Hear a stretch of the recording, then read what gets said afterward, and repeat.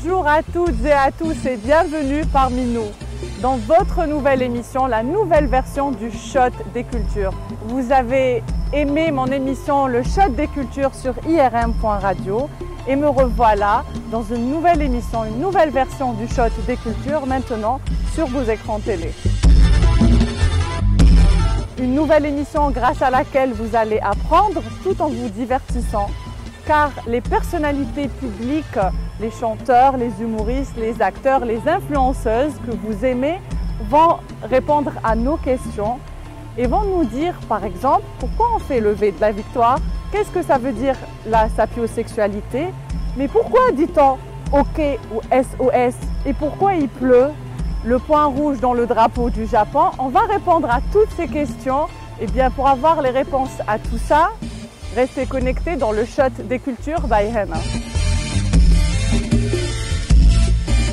Bonjour Amel Wahbi et bienvenue parmi nous, bienvenue dans le Shot des Cultures, la grande chanteuse arabe très aimée dans tout le monde arabe.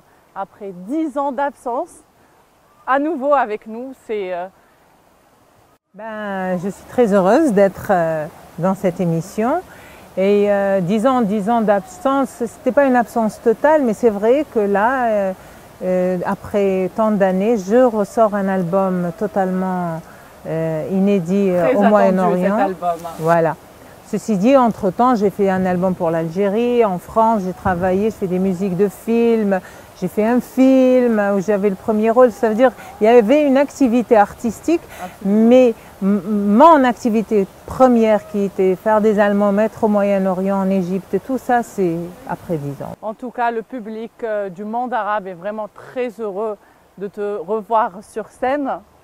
Et on ne peut que te souhaiter une très bonne chance, une bonne continuation, un bon vent à ce nouvel album. Merci. Et depuis tout à l'heure, j'ai pas arrêté de remarquer dans la rue les gens qui t'aiment, tes fans, ils s'arrêtent, tu es très proche des gens, tu les salues tout le temps, tu leur serres la main.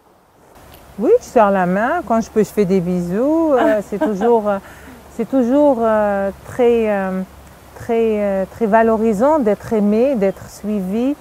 Moi, ça veut dire que ça fait partie de mon quotidien. Je suis humaine, il me donne beaucoup d'amour, j'en donne aussi. Moi, j'ai trouvé ce très beau geste déjà beau et remarquable parce que ça prouve que vous êtes une personne, une chanteuse humble, proche du peuple, proche des gens, proche des cœurs des gens et que vous êtes resté vous-même. Voilà. Oui, nous faisons ce métier pour partager quelque chose. Ça serait triste de passer à côté de ça. Mais ce que j'aimerais savoir, est-ce que tu sais pourquoi on se dit bonjour en se serrant la main? Ah oui. Dis-moi pourquoi. Je sais pas, être en contact, rassurer peut-être. Oui, tu n'es pas très loin. Alors, se dire bonjour, cette façon de se dire bonjour est devenue la norme sociale aux alentours de 2000, au même moment que les premiers codes de la chevalerie. Et il faut savoir qu'à l'époque, régler les conflits, ça se faisait avec les épées. Et le fait de serrer la main en se tenant la main justement, était un signe de paix. Ça voulait tout simplement dire qu'on n'était pas armé et qu'on ne comptait pas agresser l'autre personne, qu'on venait en paix. Il y a une autre pratique qu'on fait de nos jours, surtout lorsqu'on fait des dîners, vous savez, lorsqu'on fait des dîners, on célèbre quelque chose et tout, on trinque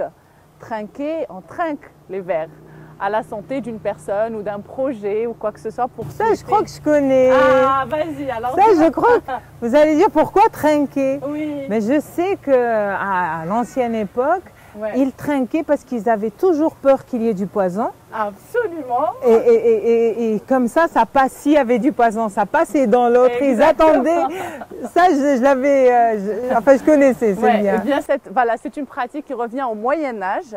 Et à l'époque, les représentants des royaumes, lorsqu'ils faisaient des festivités et lors des grands dîners, ils faisaient en sorte de s'entrechoquer leurs verres afin que le liquide puisse passer d'un verre à un autre. Comme ça, ils s'assuraient que leur verre n'était pas empoisonné.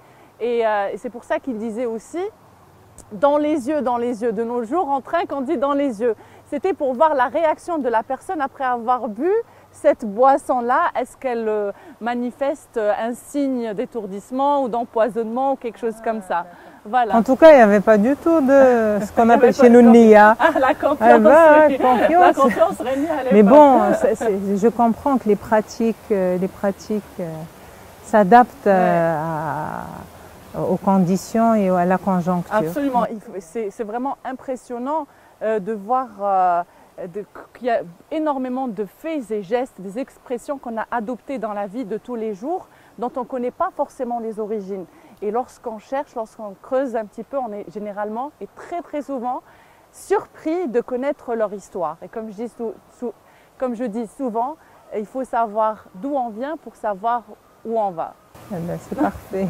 Merci beaucoup. Merci Ahmed. Merci à toi. Merci.